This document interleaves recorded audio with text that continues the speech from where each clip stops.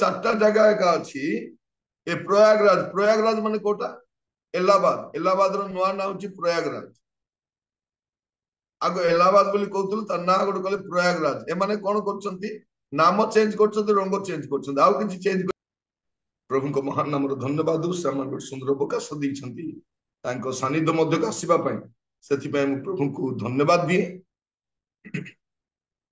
पुणी आपण मान समस्त को बाइबल ट्यूटोरियल आज अध्याय स्वागत जनाए प्रभु आपण मान प्रत्येक को बाहुल्य रूपे आशीर्वाद करंतु आज सत्य समाचार 36 अध्याय आम पहुंचीचु आज प्रसंग होची क्यों धर्म मनीष को मुक्ति दिए क्यों धर्म मनीष को मुक्ति दिए ए दिन मान आम चारिड़े देखुचु धर्मर खेल धर्म को नहीं लोक माने उग्र हेबार आम देखुचे तो आज आम चिंता कर देखा क्यों धर्म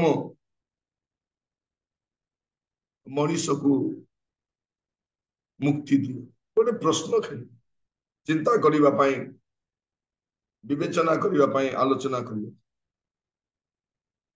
आमाने चिंता कर देखो जिते प्रभु को लोक माने मिस्र देश थे मिस्र देश जीवा पूर्वर आम जदि देखू अब्राहम जहां को प्रभु डाकिले से और तांकर परिवार से माने मूर्ति पूजक थे अब्राहम को पूर्व पुरुष मूर्ति पूजक थिले और प्रभु तांको सेठू बाहर कले और से सेठू बाहरी परमेश्वर को सेवा करने आरंभ कले तापर आमे जिते देखु माने मिस्र देश गले मिस्र देश गला पर देखुचंती जे सेठी लोक माने अनेक विषय को पूजा करुछंती मिस्र देश रे सूर्य को पूजा करा जाए मिस्र देश रे नदी को पूजा करा जाए मिस्र देश रे माटी को पूजा करा जाए मिस्र देश रे बाछुरी पूजा करा जाए आउ मिस्र देश रे अनेक इवन राजा मध्य राजा को भी पूजा करा जाए एमती गोटे देश से बाहरी आसी अपन तो देखिए यात्रा पुस्तक तर 12 पर्व 12 पद यात्रा पुस्तक 12 पर्व तर 12 पद जेहेतु आम्भे आज रात्रि मिस्र देशर मध्य देई जाई मिस्र देशस्थ मनुष्य और पशुर समस्त प्रथम जात को संहार करिबा पुणी मिश्रीय समस्त देवतार विचार करी दंड देबा आम्भे सदा प्रभु कौन कहते मिश्रीय समस्त देवतार विचार करी माने परमेश्वर जो अच्छी ए देवता गण को मध्य से विचार कर से कौन कहते आमे देवता गणर विचार कर मिश्रीय जो महामारी थिला एटा दुईटा विषय तक बुझाए कहीं मिश्र रे महामारी आसिला लोक मान को जनइबा पाए जे मिश्र रो देवदेवी उद्धार करि पारिबे नहीं आहरी सदाप्रभु परमेश्वर किए दीटा जनइबा पाए मिश्र रे महामारी आस्ती एटा में देखू जे मिश्र रो अवस्था देखंतु प्रभु कहउचंदी मिश्रीय समस्त देवतार आमे विचार करिबा आपण देखिबे यात्रा पुस्तक 32 तार 4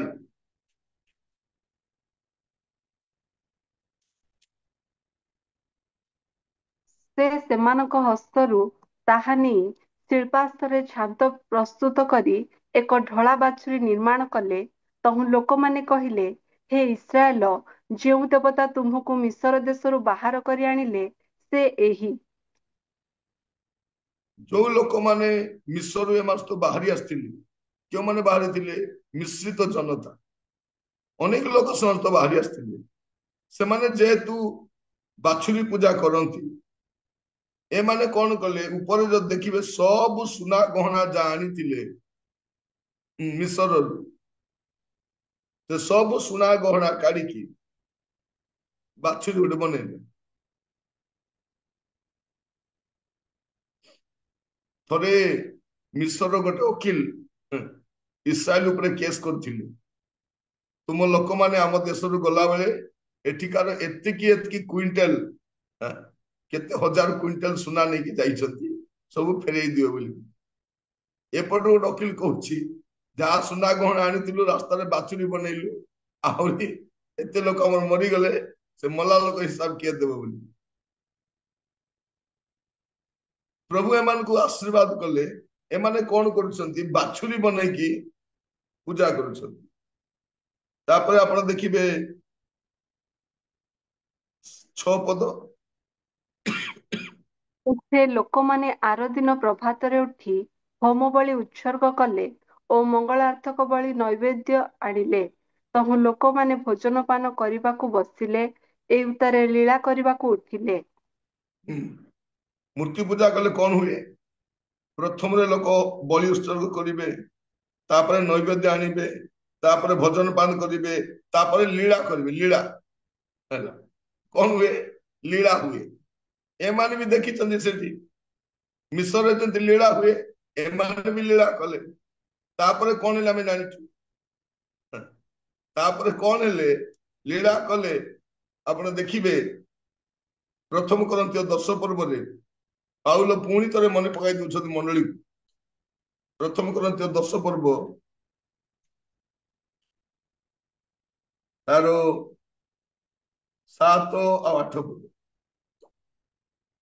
ଯେପରି ସେମାନଙ୍କ ମଧ୍ୟରେ କେତେକ ପ୍ରତିମା ପୂଜକ ହେଲେ, ସେପରି ତୁମ୍ଭେମାନେ ପ୍ରତିମା ପୂଜକ ହୁଅ ନାହିଁ।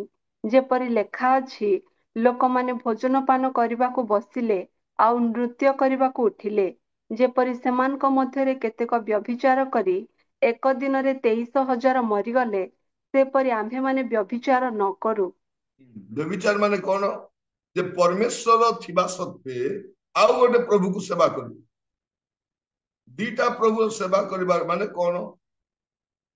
ଦିଟା ସ୍ୱାମୀର ସେବା କରିବା ମାନେ କଣ? ପ୍ରତିଭା ମାନେ ବ୍ୟଭିଚାର କରି। ତ କଣ କଲେ? 23,000 ଲୋକ ଗୋଟେ ଦିନ ମଲେ। ମୁଁ କାହିଁକି କହୁଛି ଯେ କିଏ ମନୁଷ୍ୟକୁ ମୁକ୍ତି ଦେଇପାରେ? କେଉଁ ଧର୍ମ ମନୁଷ୍ୟକୁ ମୁକ୍ତି ଦେଇପାରେ? ତାପରେ ମିଶରରୁ ବାହାରିଲା ପରେ ଆମେ ବାବିଲକୁ ଯଦି ଯିବା, ଦେଖିବା ବାବିଲର ଅବସ୍ଥା କଣ। ଦାନିଏଲ ତାର 3 ପର୍ବ 12 ପଦ। ଦାନିଏଲ 3 ପର୍ବ 12 ପଦ। ଏଠାରେ ସଦ୍ରକ୍, ମୈଶ୍ରକ୍ ଓ ଅବେଦନଗ ନାମକ କେତେକ ଯିହୁଦୀ ଲୋକ ଅଛନ୍ତି। ସେମାନଙ୍କୁ ଆପଣ ବାବିଲ ପ୍ରଦେଶର ରାଜକର୍ମରେ ନିଯୁକ୍ତ କରିଅଛନ୍ତି। ହେ ମହାରାଜ, ସେହି ଲୋକମାନେ ଆପଣଙ୍କୁ ମାନି ନାହାନ୍ତି। ସେମାନେ ଆପଣଙ୍କ ଦେବଗଣର ସେବା କରନ୍ତି ନାହିଁ, କିମ୍ବା ଆପଣଙ୍କ ସ୍ଥାପିତ ସୁବର୍ଣ୍ଣ ପ୍ରତିମାକୁ ପ୍ରଣାମ କରନ୍ତି ନାହିଁ।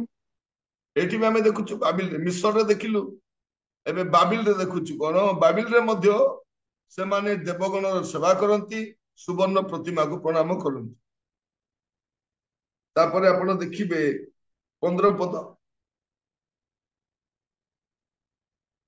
ଏବେ ଶୃଙ୍ଗ, ବଂଶୀ, ବୀଣା, ଚତୁସ୍ପନ୍ତ୍ରୀ, ନେବଲ, ମୃଦଙ୍ଗ ଓ ସର୍ବପ୍ରକାର ବାଦ୍ୟ ଶୁଣିଲେ, ତୁମ୍ଭେମାନେ ଯେବେ ମୋ ନିର୍ମିତ ପ୍ରତିମାକୁ ମୁହଁ ମାଡ଼ି ପ୍ରଣାମ କରିବାକୁ ପ୍ରସ୍ତୁତ ହୁଅ, ତେବେ ଭଲ। ମାତ୍ର ଯେବେ ତୁମ୍ଭେମାନେ ପ୍ରଣାମ ନ କର, ତେବେ ସେହି ଦଣ୍ଡରେ ତୁମ୍ଭେମାନେ ପ୍ରଜ୍ୱଳିତ ଅଗ୍ନିକୁଣ୍ଡରେ ନିକ୍ଷିପ୍ତ ହେବ। ଆଉ ଯେ ତୁମ୍ଭମାନଙ୍କୁ ମୋ ହସ୍ତରୁ ଉଦ୍ଧାର କରିବ, ଏପରି କେଉଁ ଦେବତା ଅଛି? ମୋର ଗୋଟେ ଦେବତା ଅଛି, ଆଉ ତମର କୋଉ ଦେବତା ଅଛି ଦେଖିବୁ। କୋଉ ଦେବତା ମୁକ୍ତି ଦିଏ? ରାଜା ବିରକ୍ତ ହେଇ ଏମାନଙ୍କୁ କଣ କଲେ? ଅଗ୍ନିରେ ପକେଇଦେଲେ। ପରବର୍ତ୍ତୀ ବିଷୟ ଆମେ ଜାଣିଛୁ।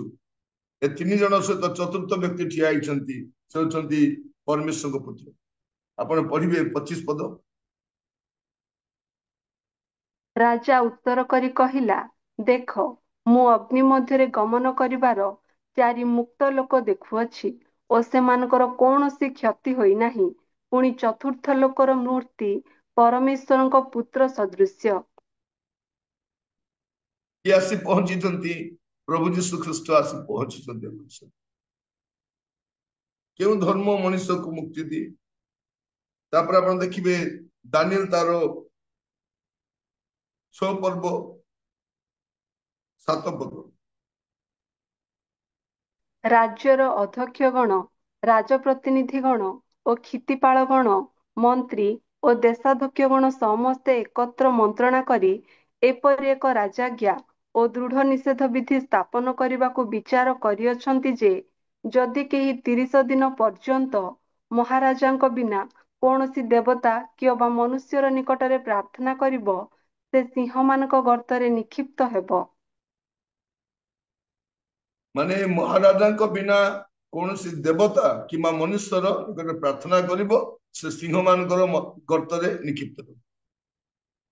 ପ୍ରତ୍ୟେକ ସମୟରେ ଆମେ ଦେଖୁଛୁ ଗୋଟିଏ ଗୋଟିଏ ସମସ୍ୟା ସୃଷ୍ଟି ହେଉଛି ଯେ କୋଉ ଧର୍ମ ବା କୋଉ ପ୍ରତିମା କିଏ ରକ୍ଷା କରିବ। ସମସ୍ତେ ନିଜ ନିଜ ଧର୍ମକୁ ନେଇ ଗର୍ବ କରୁଛି, ଆମର ଧର୍ମ ତମର ଧର୍ମ। ପ୍ରିୟ ଭାଇ ଭଉଣୀ ମାନେ, ଏବେ ଆମର ଭାରତରେ ଲୋକମାନେ ପୋକ ମାଛି ଭଳିଆ ମରୁଛି। କାହିଁକି? ଧର୍ମାନ୍ଧତାରେ। କୁମ୍ଭ ମେଳାରେ ଗଲେ ହଜାର ହଜାର ଲୋକ ଦଳା ଚକଟାରେ ମରିଗଲେ, କୁଆଡେ ଗଲେ ଜଣା ନାହିଁ। ତାଙ୍କୁ ଗୋଟେ ନୂଆ ପାଠ ପଢେଇଛନ୍ତି, କଣ? ଯେ ସମୁଦ୍ର ମନ୍ଥନ ହେଲା, ସୁର ଅସୁର ମାନେ ଯେତେବେଳେ ସମୁଦ୍ର ମନ୍ଥନ କଲେ, 4 ଟୋପା ପୁଣି ଅମୃତ କୋଉଠି ପଡିଥିଲା? 4ଟା ପୀଠରେ ପଡିଥିଲା। 4ଟା ପୀଠରେ, ଗୋଟେ ପ୍ରୟାଗରାଜ ଯୋଉଟା ଏଲାହାବାଦରେ ପଡିଥିଲା, ଗୋଟେ ଉଜ୍ଜୈନରେ, ଗୋଟେ ହରିଦ୍ୱାରରେ, ଗୋଟେ ନାସିକରେ। ଏ 4ଟା ଜାଗାରେ ଅମୃତ ପଡିଥିଲା, ପୁଣି ପାଣି, ଅମୃତ ପାଣି। ସେ ଅମୃତ ପଡିବାରୁ ଏଇଟା ସବୁ କଣ ହେଇଗଲା? ସେଇଠି ଯେ ଗାଧେଇବ ତାର ସବୁ ପାପ କ୍ଷମା ହେଇଛି। ଏବେ ତ ପ୍ରୟାଗରାଜ ବି ଯିବା ଦରକାର ନାହିଁ, ମୁକ୍ତି ତ ରେଲୱେ ଷ୍ଟେସନରେ ବି ମିଳୁଛି। ସବୁ ଦଳା ଚକଟାରେ ଲୋକମାନେ ମରିଛନ୍ତି, ନିରୀହ ଲୋକମାନେ ଅଜ୍ଞାନତାରେ। ମାନେ ଦେଶର ମୁଖିଆ ମଧ୍ୟ ଯାଇ ସେଠି ବୁଲୁଛନ୍ତି। ଆଶ୍ଚର୍ଯ୍ୟ ଲାଗୁଛି, ମୁକ୍ତି କୋଉଠି ମିଳେ? କିଏ ମୁକ୍ତି ଦିଅନ୍ତି? ପ୍ରିୟ ଭାଇ ଭଉଣୀ ମାନେ, ଅଜ୍ଞାନତାର ଚରମ ସୀମାରେ ଆମେ ବାସ କରୁଛୁ। କୋଉ ଧର୍ମ ମୁକ୍ତି ଦିଏ? ନା ମିଶରର, ନା ବାବିଲର। ଆପଣ ଦେଖିବେ ପାଉଲଙ୍କ ସମୟରେ ପ୍ରେରିତ ତାର 17 ପର୍ବ 16 ପଦ, ପ୍ରେରିତ 17 ତାର 16। ଦିନେ ଆମ୍ଭେମାନେ ପ୍ରାର୍ଥନା ସ୍ଥାନକୁ ଯାଉ ଯାଉ ଦୈବଜ୍ଞ ଆତ୍ମାବିଷ୍ଟ ଜଣେ ଦାସୀ ଆମ୍ଭମାନଙ୍କୁ ଭେଟିଲା। ତାର ଭାଗ୍ୟ ଗଣନା ଦ୍ୱାରା ତାର କର୍ତ୍ତାମାନଙ୍କର ବହୁତ ଲାଭ ହେଉଥିଲା।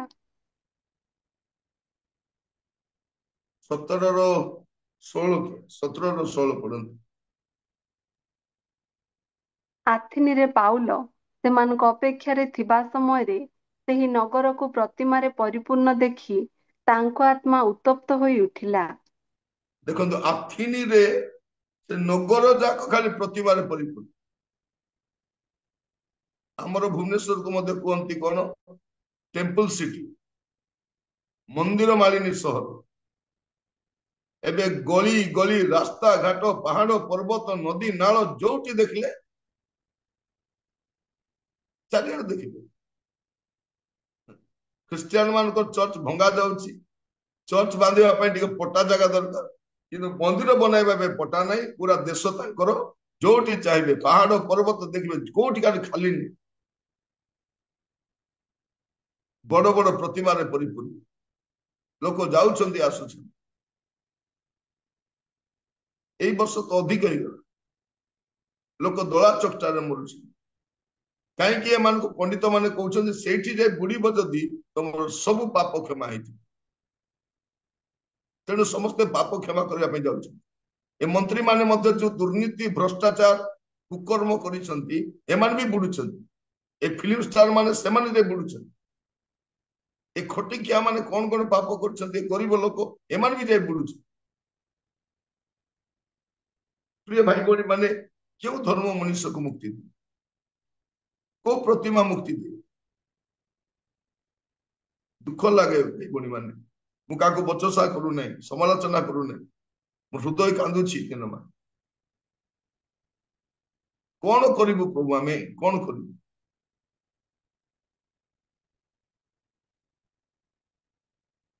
ଆପଣ ଦେଖିବେ ତାର 29 ପଦ ଦେଖନ୍ତୁ।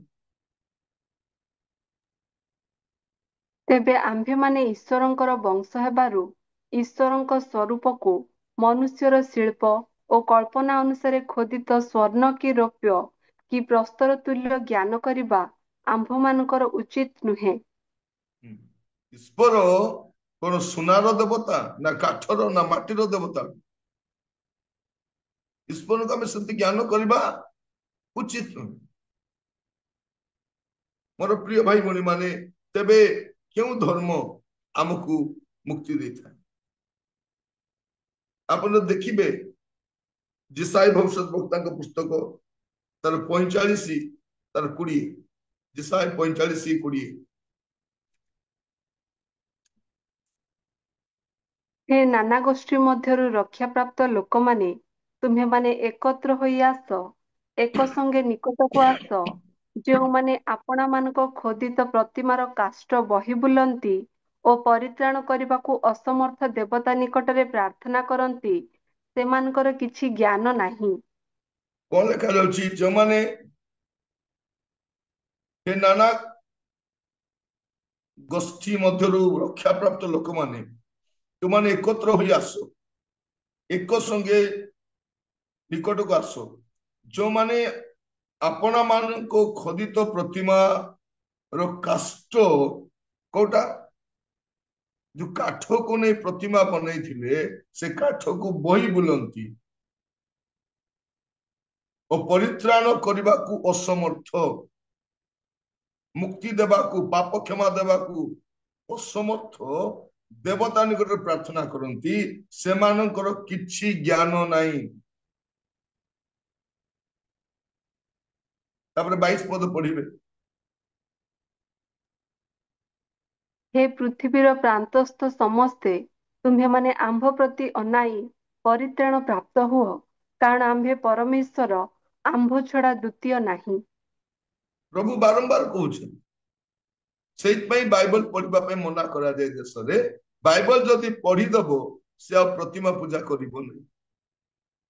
ବାଇବଲ ଯଦି ପଢିଦବ, ସେ ଆଉ ପଥଭ୍ରଷ୍ଟ ହବନି। କାରଣ ଲେଖାଯାଉଛି କଣ? ଏ ପୃଥିବୀର ପ୍ରାନ୍ତସ୍ଥ ସମସ୍ତେ, ତୁମେମାନେ ଆମ୍ଭ ପ୍ରତି ଅନାଇ ପରିତ୍ରାଣ ପ୍ରାପ୍ତ ହୁଅ, କାରଣ ଆମ୍ଭେ ପରମେଶ୍ୱର, ଆମ୍ଭ ଛଡା ଦ୍ୱିତୀୟ ନାହିଁ। ଦ୍ୱିତୀୟ କେହି ପରିତ୍ରାଣ କରିପାରିବ ନାହିଁ। ପ୍ରିୟ ଭାଇ ଭଉଣୀ ମାନେ ମନେ ରଖିଥାନ୍ତୁ, ପୃଥିବୀର କୌଣସି ଧର୍ମ ପରିତ୍ରାଣ କରି ନପାରେ। କେବଳ ପରମେଶ୍ୱର ସଦାପ୍ରଭୁ ହିଁ ପରିତ୍ରାଣ କରିପାରନ୍ତି। ଏ ଧର୍ମାନ୍ଧ ବ୍ୟକ୍ତି ମାନେ, ଧର୍ମର ବ୍ୟବସାୟୀ ମାନେ ଜାଣନ୍ତି ମୁକ୍ତି ମିଳେ କି ସେଠି, ପରିତ୍ରାଣ ମିଳେ କି? ମୁଁ କହି ରଖେ, ଖ୍ରୀଷ୍ଟିଆନ ଧର୍ମ ବି ମୁକ୍ତି ଦେଇପାରିବନି। ମୁକ୍ତି କେବଳ ପରମେଶ୍ୱର ଦେଇପାରନ୍ତି। ମୁକ୍ତି କେବଳ ସଦାପ୍ରଭୁ ଦେଇପାରନ୍ତି। ମୁକ୍ତି କେବଳ ପ୍ରଭୁ ଯୀଶୁ ଦେଇପାରନ୍ତି, ଆଉ ଦ୍ୱିତୀୟ କେହି ଦେଇପାରନ୍ତି। ପ୍ରାର୍ଥନା କରନ୍ତୁ, ପ୍ରଭୁ ଆମର ଦେଶର ଲୋକମାନଙ୍କ ଆଖି ଖୋଲି ଦିଅ, ଦୟା କର ପ୍ରଭୁ, ଏଇଟା ପ୍ରାର୍ଥନା କରନ୍ତୁ। ଏଟଲିଷ୍ଟ ଏବେ ହେଲେ ବୁଝିଯାଆନ୍ତୁ, ଯୋଉ ଈଶ୍ୱର ଏମାନଙ୍କୁ ରକ୍ଷା କରିବେ ବୋଲି କହିଲେ, ରେଲୱେ ଷ୍ଟେସନରେ ଏତେ ଲୋକ ଦଳା ଚକଟାରେ ମରିଗଲେ, ସେ ଈଶ୍ୱର କୁଆଡେ ଥିଲେ? କୁମ୍ଭ ମେଳାରେ ଏତେ ଲୋକ ଦଳା ଚକଟାରେ ମରିଗଲେ, ଈଶ୍ୱର ମୁକ୍ତି ଦେଲେ ସେମାନଙ୍କୁ? କଣ ମୁକ୍ତି ଦେଲେ ସେମାନେ? ଆମ ଗରିବ ଲୋକ କେବେ ବୁଝିବେ? ସେଇ ଦଳା ଚକଟାରେ କୋଉ ଫିଲ୍ମ ଷ୍ଟାର ମରି ନାହାନ୍ତି, କୋଉ ମନ୍ତ୍ରୀ ମରି ନାହାନ୍ତି, କୋଉ ଆଇଏଏସ୍ ଅଫିସର ଡକ୍ଟର ମରି ନାହାନ୍ତି। ଆମର ଖଟିକିଆ ଲୋକମାନେ ସେ ଟ୍ରେନରେ ଯାଉଥିଲେ,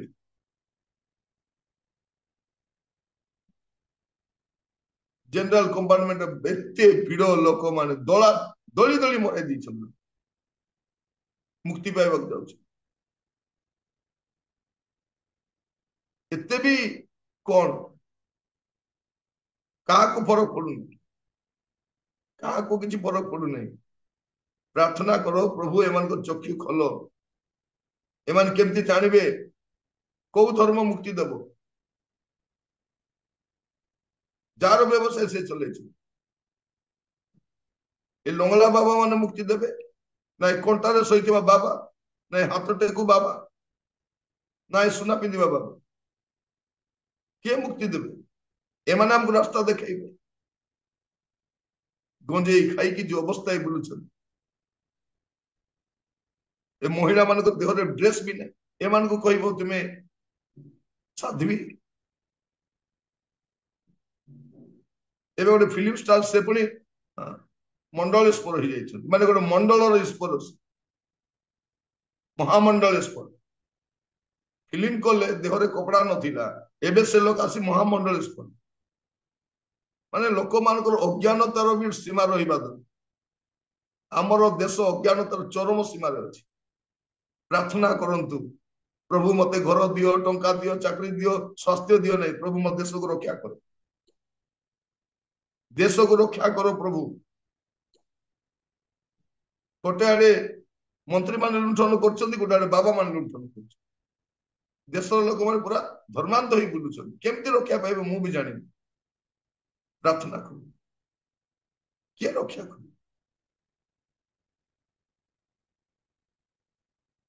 अपन देखिए एफिसियो तार प्रथम अध्याय 7 पद एफिसियो तार 1 पर्व 7 पद ତାହାଙ୍କ ଅନୁଗ୍ରହ ରୂପ ନିଧି ଅନୁସାରେ ଆମ୍ଭେମାନେ ସେହି ପ୍ରିୟତମଙ୍କ ଠାରେ ତାହାଙ୍କ ରକ୍ତ ଦ୍ୱାରା ମୁକ୍ତି ଅର୍ଥାତ୍ ଅପରାଧ ସବୁରୁ କ୍ଷମାପ୍ରାପ୍ତ ହୋଇଅଛୁ। केमती मुक्ति पाइछु हमें तांको रक्त द्वारा मुक्ति मुक्ति केमती मिले तांको रक्त द्वारा मुक्ति मिले यीशु को रक्त द्वारा मुक्ति मिले को धर्म मुक्ति दिए नहीं को धर्म मुक्ति दिए नहीं मुक्ति केवल तांको रक्त द्वारा मुक्ति अर्थात अपराध सब क्षमा मिले को नदी रे जे बुड़ पकाइले मुक्ति मिले नहीं को देवता मुक्ति दियंती नहीं को धर्म मुक्ति दिए नहीं मुक्ति केवल यीशु दियंती आउ से कौनसी धर्मर नुहंती से ख्रिस्टियान धर्मर नुहंती से मानव जातिर त्राणकर्ता अटंती एटा आमे बुझाइबा पई भूली गलु आमे डेरी कलु आमे कलु कोन आमर यीशु आमर प्रभु आमर ख्रिस्टियान आमे कोन आमे तमे यीशु कार पैतृक संपत्ति नुहंती यीशु समस्त मानव जाति पई त्राणकर्ता अटंती से जगत ईश्वर जगत को प्रेम कले यीशु जगत पई क्रूसर बलिकृत हेले समस्त मानव जाति में एकमात्र त्राणकर्ता आकाश तले द्वितीय नाम दिया जाए नहीं मुक्ति पाइबा पई प्रार्थना करंतु मु कहूची ख्रिस्टियान धर्म ग्रहण करबा दरकार नहीं लोक कोन भाबुछथि हमर धर्म कमी जाउछि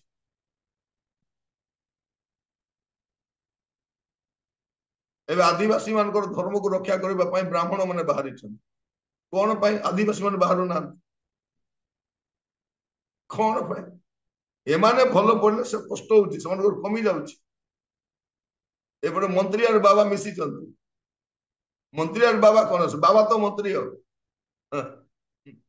मंत्री बाबा मिसी नांती आम देश बाबा माने का मंत्री जो बाबा माने मंदिर थिबा कथा से पार्लियामेंट रे अछि जो बाबा माने मठ रे थिबा कथा से बाबा माने राज्य चलाउछन एबे देखिबे गोटे दिन आसबो पूरा पार्लियामेंट रे सब गेरुआ वस्त्र पिंधि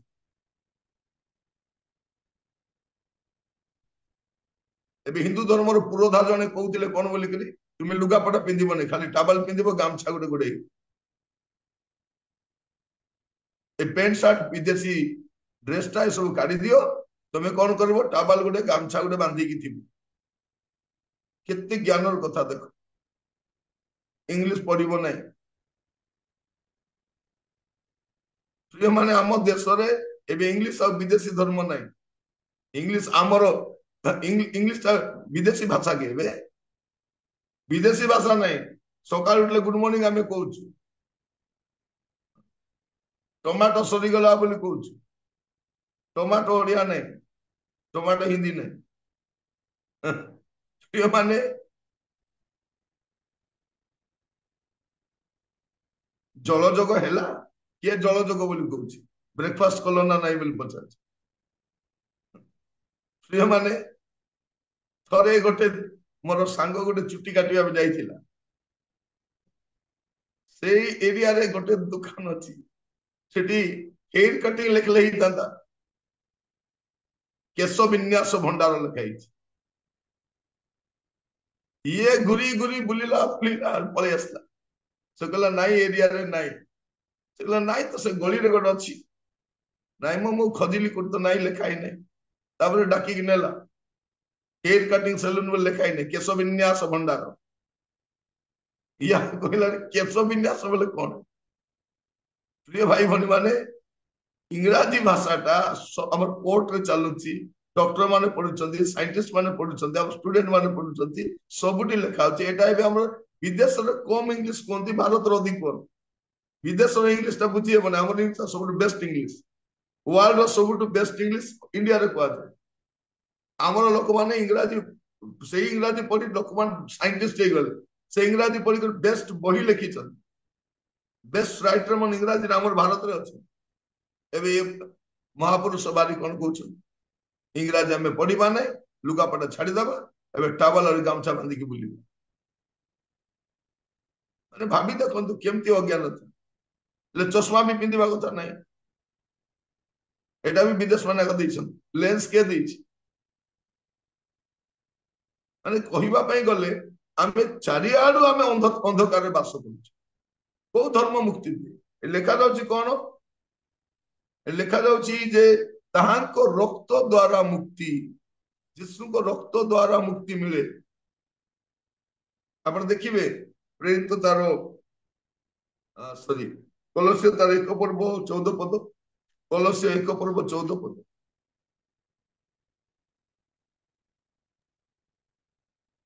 ତାହାଙ୍କ ଠାରେ ଆମ୍ଭେମାନେ ମୁକ୍ତି ଅର୍ଥାତ୍ ପାପ କ୍ଷମା ପାଇଅଛୁ। ତାହାଙ୍କ ଠାରେ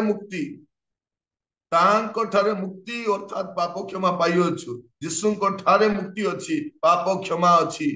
ଯୀଶୁ କୌଣସି ଧର୍ମର ନୁହନ୍ତି ସେ ସମୁଦାୟ ମାନବ ଜାତି ପାଇଁ ତ୍ରାଣକର୍ତ୍ତା ଅଟନ୍ତି। ଏଇଟା ବୁଝନ୍ତୁ ଆର ବୁଝାନ୍ତୁ ଏଇଟା ବୁଝନ୍ତୁ ଲୋକମାନେ ଏଇଟା ବୁଝାନ୍ତୁ ଲୋକମାନେ ବୁଝନ୍ତୁ ଯୀଶୁକୁ ଗ୍ରହଣ କରିବା ଦ୍ୱାରା ଧର୍ମ ପରିବର୍ତ୍ତନ ହେଉନାହିଁ मन परिवर्तन होची जीवन परिवर्तन होची से ही एकमात्र त्राणकर्ता एटा लोक को कहंतु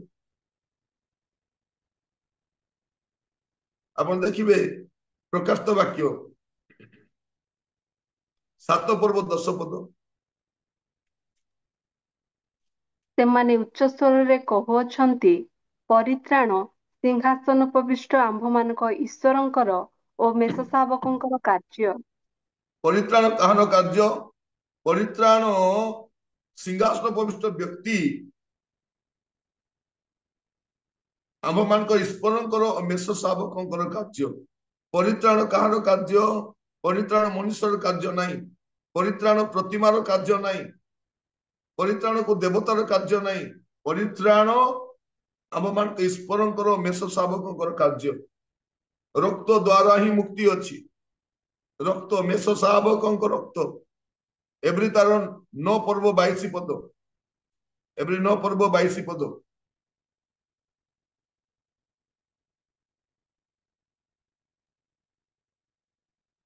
ପୁଣି ବ୍ୟବସ୍ଥା ଅନୁସାରେ ପ୍ରାୟ ସମସ୍ତ ବିଷୟ ରକ୍ତ ଦ୍ୱାରା ସୂଚୀକୃତ ହୁଏ ଆଉ ରକ୍ତପାତ ବିନା ପାପମୋଚନ ହୁଏ ନାହିଁ। रक्त द्वारा ही पाप मोचन हुए कोड़ी बुड़ पकाइले को नदी रे बुड़ले हुए नहीं पृथ्वी रे एमती को नदी नहीं जदि खाली ये 4टा जगह एका अछि ए प्रयागराज माने कोटा इलाहाबाद रो नुआ ना होची प्रयागराज आगो इलाहाबाद बोली कहतुल त ना गोटे कहले प्रयागराज ए माने कोन करछंती नाम चेंज करछंती रंग चेंज करछंती आउ किछि चेंज करि पारबे स्वाधीन भारत रे खाली रंग आ नाम चेंज करबा छडा आंकर किछि शक्ति नै औकात नै गाड़ी रो रंग घर रो रंग ऑफिस रो रंग तापर हमको रंग बोलुचंती ए धर्म रो रंग हम ऊपर धर्म रो रंग बोलुचंती प्रिय भाई भौणी माने कोन को गामछा रक्षा करिवो हमको धला गामछा रक्षा करबो ना ताको नाली गामछा रक्षा के रक्षा करिवो अज्ञानता भी गोट सीमा अछि बोले सीमा रो अज्ञानता रहिवो आमे हमर अज्ञानता पूरा बड़ी बड़ी चलुछि परित्राण मेष शावक कार्य रक्त रे मुक्ति मिले को धर्म मुक्ति दे पारे मुक्ति केवल प्रभु जीशु ख्रीस्ट दे पारे केवल प्रभु जीशु ख्रीस्ट मोर प्रिय भाई भौणी मान देखिए आपण माने गीत संहिता तार 3 पर्व 8 पद गीत संहिता 3 पर्व 8 पद परित्राण सदाप्रभुଙ୍କର ଅଧିକାର ତୁମ୍ଭ ଲୋକମାନଙ୍କ ଉପରେ ତୁମ୍ଭର ଆଶୀର୍ବାଦ ବର୍ତ୍ତୁ। परित्राण कार अधिकार को सरकार अधिकार नहीं को मूर्तिर अधिकार नहीं को धर्मर अधिकार नहीं परित्राण परमेश्वर सदाप्रभुଙ୍କର अधिकार अंडरलाइन कर परित्राण सदाप्रभुଙ୍କର अधिकार एटा आउरी कार अधिकार नहीं परित्राण केवल सदाप्रभु दे पारंती मनुष्य दे पारे नहीं को धर्म दे पारे नहीं को बाबा दे पारे नहीं को मठ की तुठ दे पारे नहीं परित्राण केवल परमेश्वर सदाप्रभुଙ୍କର अधिकार आपण देखो 62 गीत तार 1 गीत 62 तार 1 मोहर प्राण केवल परमेश्वरଙ୍କର ଅପେକ୍ଷା କରଇ ତାହାଙ୍କ ଠାରୁ ମୋହର ପରିତ୍ରାଣ ଆସଇ।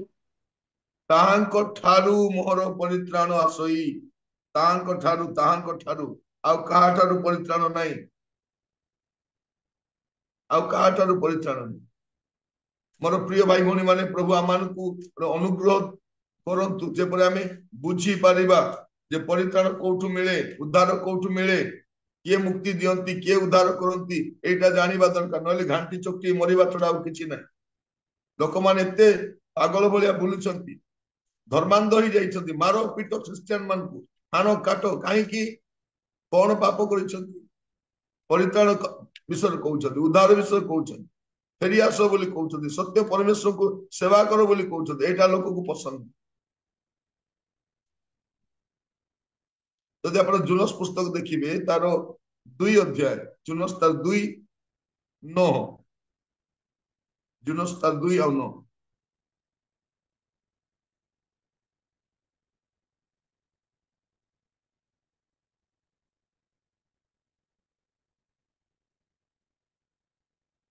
लिखा जाଉଛି मात्र मु धन्यवाद सहित तुम उद्देश्य बलिदान करी मु जहाँ मानत करी ताहा परिशोध करी परित्राण सदा प्रभु ठारू हुए जुनस 2 पर्व तार 9 पदर कौन लिखा जाଉଛି परित्राण सदा प्रभु ठारू हुए अंडरलाइन करि थांतु परित्राण का ठारू हुए परित्राण सदा प्रभु ठारू हुए कौन से धर्म मनुष्य को मुक्ति दे पारे नहीं मुक्ति केवल सदा प्रभु दे पारंती जे सदा बेले प्रभु ताकू के प्रभु बनाई नांती ताकू धूप कि भोग दरकार नहीं से मनुष्य हस्त द्वारा सेवित हुअंती नहीं से मनुष्य को जीवन देइछंती प्राण देइछंती श्वास वायु देइछंती सीए ताकू आमे जीवन दे पारिबा नहीं कौन सी धर्म मुक्ति दे पारिबो नहीं क्रिया कर्म रे मुक्ति मिलिबो नहीं एफिसियो 2 पर्व तार 8 और 9 पद एफिसियो 2 पर्व 8 और 9 पद କାରଣ ଅନୁଗ୍ରହରେ ବିଶ୍ୱାସ ଦ୍ୱାରା ତୁମ୍ଭେମାନେ ପରିତ୍ରାଣ ପାଇଅଛ ତାହା ତୁମ୍ଭମାନଙ୍କ ନିଜଠାରୁ ହୋଇନାହିଁ ତାହା ଈଶ୍ୱରଙ୍କ ଦାନ କ୍ରିୟାକର୍ମରୁ ନୁହେଁ ଯେପରି କେହି ଦର୍ପ ନ କରେ।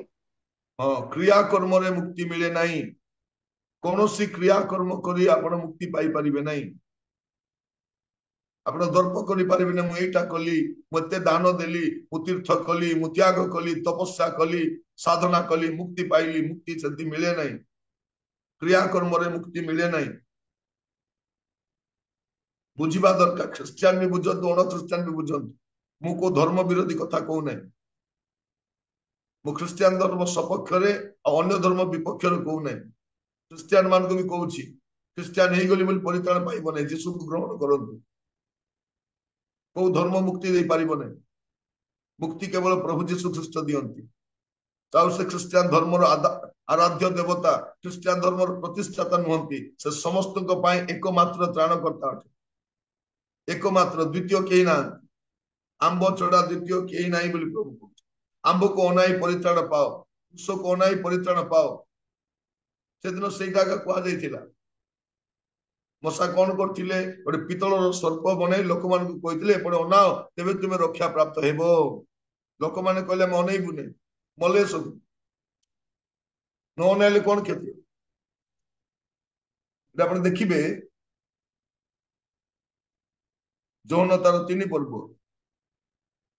13 ପଦରୁ 16 ପଦ ପର୍ଯ୍ୟନ୍ତ। ଯୌନ 3, 13 ରୁ 16।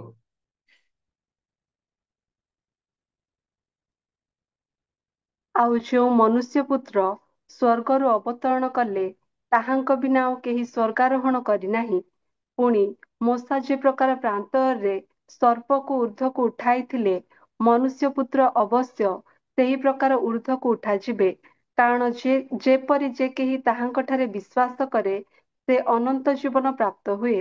କାରଣ ଈଶ୍ୱର ଜଗତକୁ ଏଡ଼େ ପ୍ରେମ କଲେ ଯେ ସେ ଆପଣା ଅଦ୍ୱିତୀୟ ପୁତ୍ରଙ୍କୁ ଦାନ କଲେ, ଯେପରି ଯେ କେହି ତାହାଙ୍କଠାରେ ବିଶ୍ୱାସ କରେ, ସେ ବିନଷ୍ଟ ନ ହୋଇ ଅନନ୍ତ ଜୀବନ ପ୍ରାପ୍ତ ହୁଏ। କୃଷକୁ ଅନାଇଲେ ଅନନ୍ତ ଜୀବନ ପ୍ରାପ୍ତ ହୁଏ। କୃଷରେ ଯେ ମରିଛନ୍ତି ସେ ହିଁ ଅନନ୍ତ ଜୀବନ ଦିଅନ୍ତି। ମଶା ସେଇଟା କହିଲେ, ସେ କୃଷକୁ ଅନାଅ, ସିଆଡେ ଅନାଅ, ତୁମେ ବଞ୍ଚିବ। ଲୋକ ଅନେଇଲେ ନାହିଁ, ମଲେ। ସର୍ପ ଦଂଶନରେ ମଲେ, ସର୍ପ କାମୁଡାରେ ମଲେ। ପ୍ରିୟ ଭାଇ ଭଉଣୀ ମାନେ, ଯୀଶୁକୁ ଅନାଇବା ପାଇଁ କାହିଁକି କୌଣସି ଧର୍ମ ଆମକୁ ରକ୍ଷା କରିବ ନାହିଁ, କ୍ରିୟାକର୍ମରେ ରକ୍ଷା ମିଳିବ ନାହିଁ। ସେଇଥିପାଇଁ ଯୀଶୁ ଜଗତକୁ ଆସିଲେ। ଆପଣ ଦେଖନ୍ତୁ ଲୁକ ତାର 2 ପର୍ବ 10, 11 ପଦ। ଲୁକ 2, 10, 11।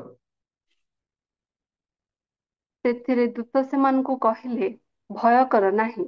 ଦେଖ, ମୁଁ ସମସ୍ତ ଲୋକଙ୍କର ଅତ୍ୟନ୍ତ ଆନନ୍ଦଜନକ ସୁସମାଚାର ତୁମ୍ଭମାନଙ୍କୁ ଜଣାଉଅଛି। କାରଣ ଆଜି ଦାଉଦଙ୍କ ନଗରରେ ତୁମ୍ଭମାନଙ୍କ ନିମନ୍ତେ ତ୍ରାଣକର୍ତ୍ତା ଜନ୍ମଗ୍ରହଣ କରିଅଛନ୍ତି, ସେ ଖ୍ରୀଷ୍ଟ ପ୍ରଭୁ। କୌଣସି ଧର୍ମ ମଣିଷକୁ ମୁକ୍ତି ଦିଏ ନାହିଁ, ତ୍ରାଣକର୍ତ୍ତା ହିଁ ଦିଅନ୍ତି। ତ୍ରାଣକର୍ତ୍ତା ହଉଛନ୍ତି ପ୍ରଭୁ ଯୀଶୁ ଖ୍ରୀଷ୍ଟ।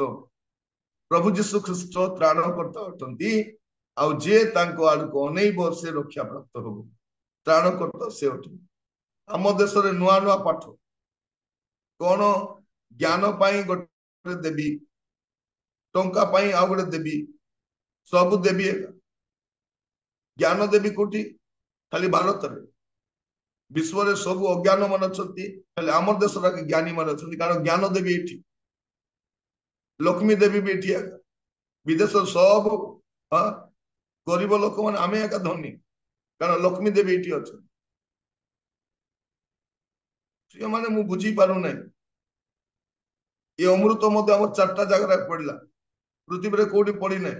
ବାକି ଲୋକ ପାପ କ୍ଷମା ପାଇପାରୁନାହିଁ, ଏଇ 4ଟା ଜାଗାରେ ବୁଡ଼ିଲେ ଏକା ରକ୍ଷା ପ୍ରାପ୍ତ। 4ଟା ବ୍ୟବସାୟ କେନ୍ଦ୍ର ଖୋଲି ଦେଇଛନ୍ତି, 4 ଜାଗାରେ ସବୁଆଡେ ଗୋଟେ ଗୋଟେ ଅଛି। ନିଜେ ବଞ୍ଚିବାର ଉପାୟ କରିଦେଇଛନ୍ତି। ଯଦି ଲୋକ ଯୀଶୁଙ୍କୁ ଗ୍ରହଣ କରିଦେବେ, ଏମାନଙ୍କ ଦୋକାନ ଗୁଡାକ ବନ୍ଦ ହେଇଯିବ। ଏଇଥିପାଇଁ ଘାଣ୍ଟି ହଉଛନ୍ତି, ଆଉ କିଛି ନୁହଁ। ପ୍ରିୟ ଭାଇ ଭଉଣୀ ମାନେ, ଲୋକ ଜାଣନ୍ତି ନାହିଁ ଈଶ୍ୱର କିଏ। ଆମେ ଜାଣିଛୁ, ଆମେ କହିପାରିବା, ବୁଝାଇ ପାରିବା। ସେଇଥିପାଇଁ ସତ୍ୟ ସମାଜ ଏଟା କହୁଛି, କୌଣସି ଧର୍ମ ମଣିଷକୁ ମୁକ୍ତି ଦିଏ ନାହିଁ। ମୁକ୍ତି କେବଳ ତାର ସୃଷ୍ଟିକର୍ତ୍ତା ପ୍ରଭୁ ଦେଇପାରନ୍ତି। ସେ ପ୍ରଭୁ ଯୀଶୁ ଖ୍ରୀଷ୍ଟ ଅଟନ୍ତି। ସେ ମାନବ ଦେହ ଧାରଣ କରି ଆସିଲେ, ଦେଖାଯାଉ ତୁମମାନଙ୍କ ନିମନ୍ତେ ତ୍ରାଣକର୍ତ୍ତା ଜନ୍ମଗ୍ରହଣ କରିଛନ୍ତି। ଆମ ଦେଶ କଣ କହୁଛନ୍ତି? ବିଦେଶୀ ଧର୍ମ, ବିଦେଶୀ ଭଗବାନ। ଭଗବାନ ସ୍ୱଦେଶୀ ବିଦେଶୀ ନଥାନ୍ତି। ମୁଁ କହୁଥିଲି ଗତ ଅଧ୍ୟାୟ ମାନଙ୍କରେ, ଗାଁର ଗୋଟେ ଦେବତା, ଜିଲ୍ଲାର ଗୋଟେ ଦେବତା, ରାଜ୍ୟର ଗୋଟେ ଦେବତା, ଦେଶର ଗୋଟେ ଦେବତା।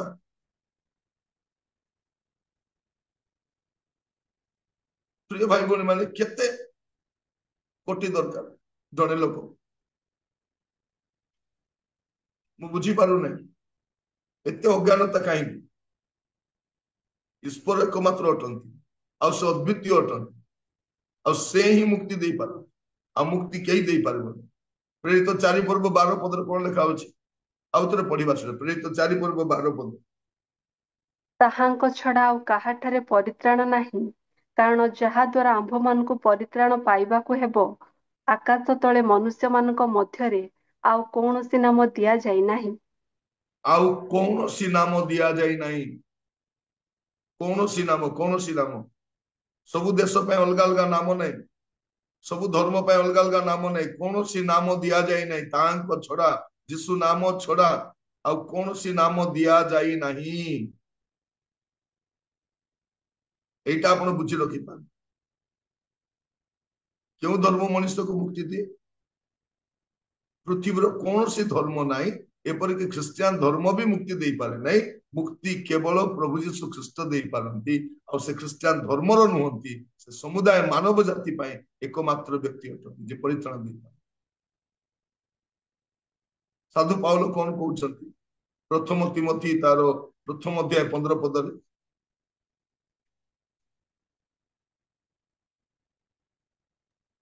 ପାପୀମାନଙ୍କୁ ପରିତ୍ରାଣ କରିବା ନିମନ୍ତେ ଖ୍ରୀଷ୍ଟ ଯୀଶୁ ଯେ ଜଗତରେ ଅବତୀର୍ଣ୍ଣ ହେଲେ, ଏହି ବାକ୍ୟ ବିଶ୍ୱାସ ଓ ସର୍ବତ ଭାବେ ଗ୍ରହଣ ଯୋଗ୍ୟ। ସେହି ପାପୀମାନଙ୍କ ମଧ୍ୟରେ ମୁଁ ପ୍ରଧାନ। ପାପୀ ମାନଙ୍କୁ ପରିତ୍ରାଣ କରିବା ପାଇଁ ଖ୍ରୀଷ୍ଟ ଜଗତକୁ ଆସିଲେ। ପାପୀ ମାନଙ୍କୁ ପରିତ୍ରାଣ। ତ ପ୍ରିୟ ଭାଇ ଭଉଣୀ ମାନେ, କେଉଁ ଧର୍ମ ମଣିଷକୁ ମୁକ୍ତି ଦେଇପାରେ? କେଉଁ ଧର୍ମ ଉଦ୍ଧାର କରିପାରେ? ଶେଷରେ ଗୋଟେ ପଦ ପଢିବା, ପ୍ରଥମ ଜହନ 2:2।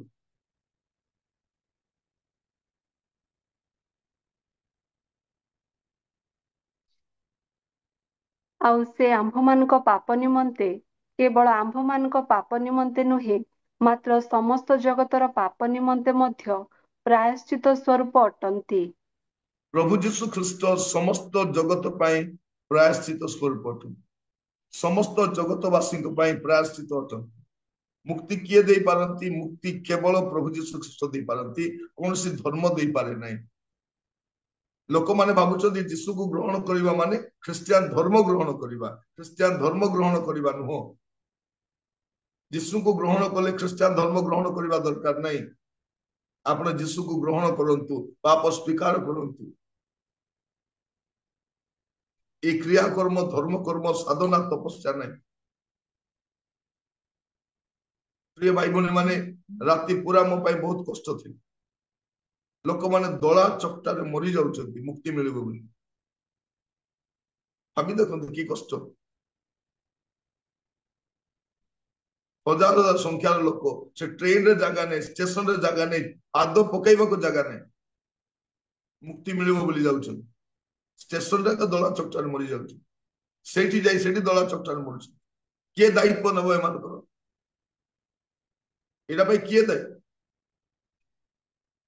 କାହାକୁ ଦାୟୀ କରାଯିବ? ସେମାନଙ୍କୁ ଦାୟୀ କରିବା କି? ମନ୍ତ୍ରୀ ମାନଙ୍କୁ, ବାବା ମାନଙ୍କୁ? ଆମେ ବି ଦାୟୀ ଅଟୁ। ଆମେ କହିବା ପାଇଁ ଭୁଲ କରିଛୁ। 2000 ବର୍ଷ ହେଲା କହିପାରିନ ଯେ ମୁକ୍ତି କୋଉଠି ମିଳିବ, ପରିତ୍ରାଣ କିଏ ଦେବେ? ପାଣିରେ ବୁଡିଲେ ମୁକ୍ତି ମିଳିଯିବ, ଖାଲି ସେଇଟା ବି ଇଣ୍ଡିଆରେ 4ଟା ଜାଗା ଅଛି, ଆଉ ପୃଥିବୀରେ କୋଉଠି ନାହିଁ। କୋଉଠି ସୁର ଅସୁର ମାନେ ପଡି ସମୁଦ୍ର ମନ୍ଥନ କଲେ ସେ 4 ବୁନ୍ଦୁ ଅମୃତ ପଡିଲା, କୁମ୍ଭ ମେଳା କରି ବାହାରିଛି। ପ୍ରିୟ ଭାଇ ଭଉଣୀ ମାନେ, ମୁଁ କାହାର ବିରୁଦ୍ଧରେ କହୁନି, ପୁଣି କହିବା ପାଇଁ, ହୃଦୟ ସହିତ କହିବା ପାଇଁ, ସେଟା ଆମର ଦେଶ, ଏଇଟା ଆମର ପୈତୃକ ଦେଶ। ଏଇଟା ଆମେ ଭଡାରେ ଆସିନ। ବାଧୁଛି ଲୋକମାନେ କେମିତି ସତ୍ୟ ପରମେଶ୍ୱର ଜାଣିବେ, କେମିତି ଉଦ୍ଧାର ପାଇବେ, କେମିତି ମୁକ୍ତି ପାଇବେ। ପ୍ରାର୍ଥନା କରିବା ଯେପରି ଲୋକମାନେ ସତ୍ୟ ପରମେଶ୍ୱର ଜାଣିବେ। କୌଣସି ଦେବତା ନାହିଁ ଉଦ୍ଧାର କରିବା, କୌଣସି ଧର୍ମ ନାହିଁ, କୌଣସି ବ୍ୟକ୍ତି ନାହିଁ, କେବଳ ପ୍ରଭୁ ଯୀଶୁ ଖ୍ରୀଷ୍ଟ ଉଦ୍ଧାର କରିପାରନ୍ତି। ତାଙ୍କ ରକ୍ତରେ ହିଁ ମୁକ୍ତି ଅଛି, ତାଙ୍କ ରକ୍ତରେ ହିଁ ପରିତ୍ରାଣ ଅଛି। କେବଳ ତ୍ରାଣକର୍ତ୍ତା ହିଁ ମୁକ୍ତି ଦେଇପାରନ୍ତି। ପରିତ୍ରାଣ କେବଳ ସଦାପ୍ରଭୁଙ୍କର କାର୍ଯ୍ୟ, ଆଉ କେହି କରିପାରିବେ। ଚକ୍ଷୁ ବନ୍ଦ କରିବା, ପ୍ରାର୍ଥନା କରିବା। ଅନୁଗ୍ରହକାରୀ ପିତା ପରମେଶ୍ୱର, ପ୍ରାର୍ଥନା କରୁଛି, ପ୍ରଭୁ ଆମ ଦେଶକୁ ରକ୍ଷା କର, ଆମ ଦେଶକୁ ରକ୍ଷା କରନ୍ତୁ। ଅଜ୍ଞାନତାର ଚରମ ସୀମାରେ ଆମେ ବାସ କରୁଛୁ ପ୍ରଭୁ। ସରଳ ନିରୀହ ଲୋକମାନେ ପାପ ସକାଶେ ମୁକ୍ତି କୋଉଠି ପାଇବୁ, ଉଦ୍ଧାର କୋଉଠି ପାଇବୁ, ଦରାଣ୍ଡି ବୁଲୁଛନ୍ତି ପ୍ରଭୁ। ପ୍ରଭୁ ଗତ ଦିନ ମାନଙ୍କରେ ପ୍ରଭୁ ସେ କୁମ୍ଭ ମେଳାରେ ପ୍ରଭୁ ହଜାର ହଜାର ଲୋକ ଦଳା ଚକଟାରେ ମରି ଯାଇଛନ୍ତି। ପ୍ରଭୁ ଗତକାଲି ରେଲୱେ ଷ୍ଟେସନରେ ଲୋକମାନେ ଦଳା ଚକଟାରେ ମରି ଯାଇଛନ୍ତି। ପ୍ରଭୁ ମୁଁ ପ୍ରାର୍ଥନା କରୁଛି, ଭାରତୀୟ ଭାବରେ ପ୍ରଭୁ ଆମର ପ୍ରାର୍ଥନା, ଆମର ହୃଦୟର କ୍ରନ୍ଦନ, ପ୍ରଭୁ ଆମ ଦେଶକୁ ରକ୍ଷା କର। ଆମ ଦେଶକୁ ଦୁର୍ନୀତିରୁ ରକ୍ଷା କର, ଭ୍ରଷ୍ଟାଚାର ରକ୍ଷା କର, ଅନ୍ଧବିଶ୍ୱାସ ରକ୍ଷା କର। ପ୍ରଭୁ ଆପଣ ହିଁ କରିପାରନ୍ତି। ପ୍ରଭୁ ଏମାନଙ୍କ ଜ୍ଞାନ ଚକ୍ଷୁ ଖୋଲି ଦିଅ ପ୍ରଭୁ, ଜ୍ଞାନ ଚକ୍ଷୁ ଖୋଲି ଦିଅ ପ୍ରଭୁ।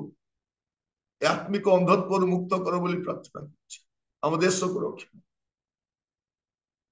ପ୍ରାର୍ଥନା ଶୁଣିଲ, ଧନ୍ୟବାଦ। ଯୀଶୁଙ୍କ ପ୍ରିୟ ନାମରେ